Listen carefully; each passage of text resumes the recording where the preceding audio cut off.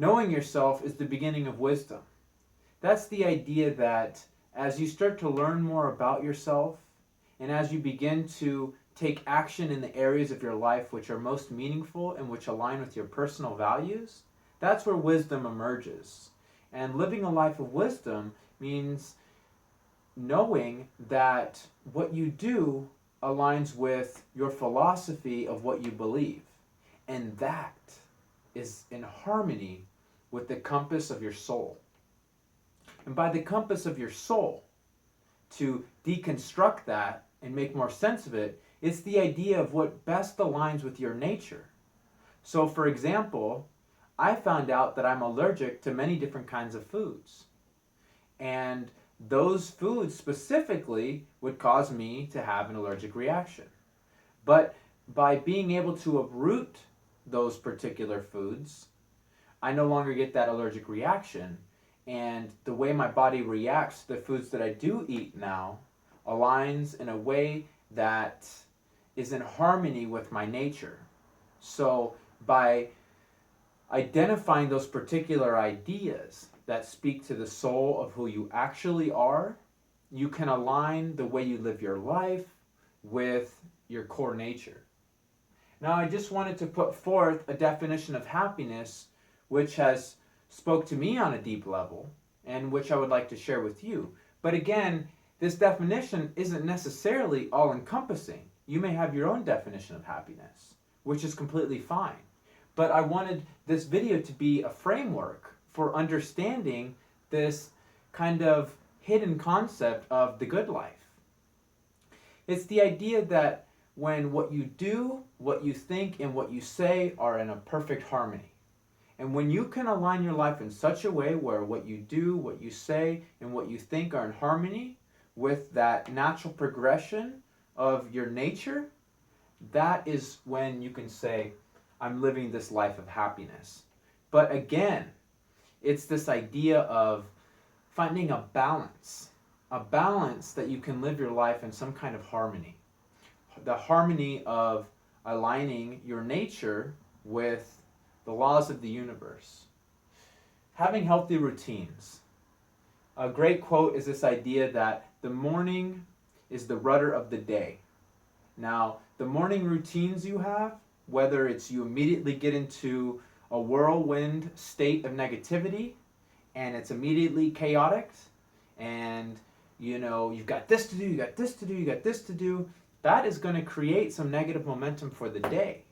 So the ideal thing here is to reconstruct your life in a vision that matches your biggest values. And that means reevaluating all the things that you do on a daily basis. It means reevaluating the habits, the attitudes, and the particular actions that you choose to engage in every single day. Healthy routines for me means making sure that I make my meals during the nighttime so that they're ready to go in the morning. It means maybe setting some time aside for myself where I can light the candle and read a good book in my room.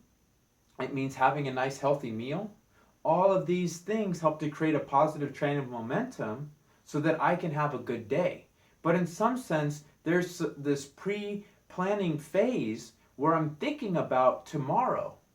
And by sowing seeds of positivity today, I can reap a positive harvest tomorrow. Healthy relationships. Do the relationships that you have at this point in time nurture your values? Does it nurture your sense of self and your sense of certainty about who you are? Or do you have a particular relationship that is like an anchor that just pulls you down or that pulls you away from getting to that feeling, that great, great feeling of knowing you're meeting your goals? Knowing that you're moving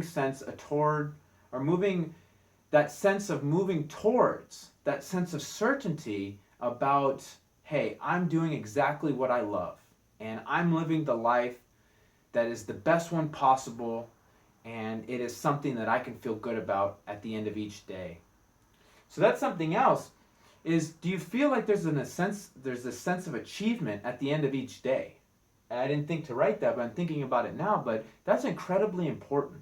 That you want to know that you're always moving towards some kind of goals. And those goals, most importantly, are ones that you have established because they are meaningful to your humanity.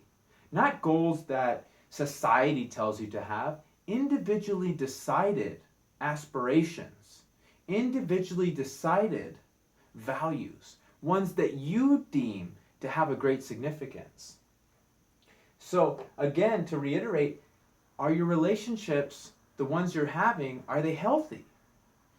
And this could even mean reevaluating your connection with your family, because it's very well possible that you could have a relationship with, say, a particular family member, but it's not going very, very well, and they seem to be a constant source of negativity.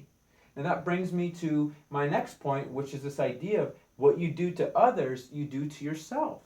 Now, if you're causing other people havoc, or you're basically poisoning other people's lives with negativity, if you're the one injecting that into their lives, how are you going to expect to be happy? Because in the same act where you slap them in the face with negativity, you're actually just slapping yourself in the face with negativity. So it's an important reminder. What you do to others, you do to yourself. A healthy internal life. Now, it's your internal life that creates that positive external life. So, by having organization, clarity, and awareness, that the ideas that you think are somewhat organized, that there's clarity, that you're not viewing them from an emotional point of view or a kind of clouded emotional sense where you can't really make sense of your ideas. Those are the things that are going to cause you roadblocks on the path of reaching your biggest goals. So these are the fundamental ingredients: organization, clarity, and awareness for creating a healthy internal life. But again, all of these things start to construct this concept of a good life. Thank you.